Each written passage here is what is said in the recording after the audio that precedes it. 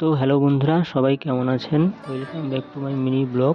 তো বন্ধুরা, আজকের ব্লগটি হচ্ছে কলকাতার সেই বিখ্যাত মিউজিয়াম ভিক্টোরিয়া মেমোরিয়াল হলকে নিয়ে। তো বন্ধুরা, আমরা যেহেতু বাঙালি, তো আমরা হচ্ছে ভ্রমণ পিয়াসী মানুষ। তো আমরা সবসময়ই ছুটি বা অন্য কোনো সময় পেলে আমরা কী করি, সমুদ্র কিংবা পাহাড়ে বেড়াতে যেতে ভালোবাসি। কিন্তু আজকে আমরা পাহাড় কিংবা সমুদ্রে যাব না।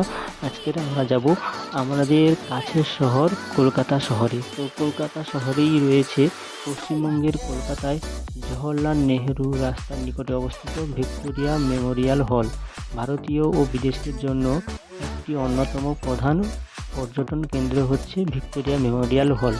ভারতের ব্রিটিশ সাম্রাজ্যের সাফল্যকে চিহ্নিতকরণ এবং রানী ভিক্টোরিয়ার একটি স্মারক, এই দ্বৈত উদ্দেশ্যের পরিবেশন হিসেবে এই স্মৃতিসৌধটি নির্মিত হয়েছিল। ভিক্টোরিয়া মেমোরিয়াল হল একটি মিউজিয়ামে পরিণত হয়েছে, যা ভারত সরকারের সংস্কৃতি মন্ত্রণালয় দ্বারা পরিচালিত হয়। এই মিউজিয়ামের নকশা, অণুচিত্রকলা, চিত্রাঙ্কন, বই, মূর্তি ইত্যাদি তুলে ধরা হয়। পাশাপাশি তৎকালীন ভারতীয় ইতিহাসের অন্যতম গুরুত্বপূর্ণ সময়ের অস্ত্রাদির উপকরণও এই মিউজিয়ামে গেলে আমরা দেখতে পাবো।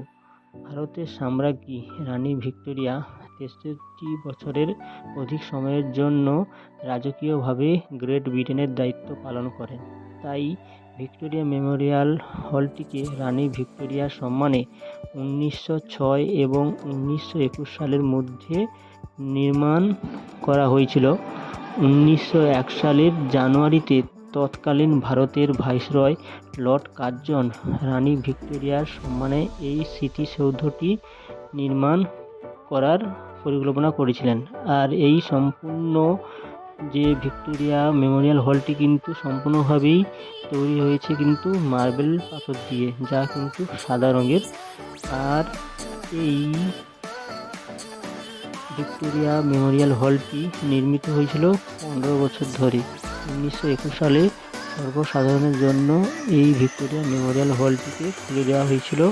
এই স্মৃতিসৌধের নির্মাণ কাজটি মেসার্স মার্টিন অ্যান্ড কং কলকাতাকে দেওয়া হয়েছিল। প্রায় 1 কোটি টাকা ব্যয়ে এই স্মৃতিসৌধ নির্মিত হয়েছিল, যা ভারতীয় দেশীয় রাজ্যগুলির দ্বারা প্রদত্ত। আর বর্তমানে যেহেতু পরিবেশ দূষণ ও গ্লোবাল ওয়ার্মিং এত পরিমাণে বেড়ে গিয়েছে, তো এই সমস্ত দূষণগুলির জন্য যেহেতু ভিক্টোরিয়া মেমোরিয়াল হলটি সাদা মার্বেল পাথর দিয়ে তৈরি, তো এর যে আসল যে সৌন্দর্য, মানে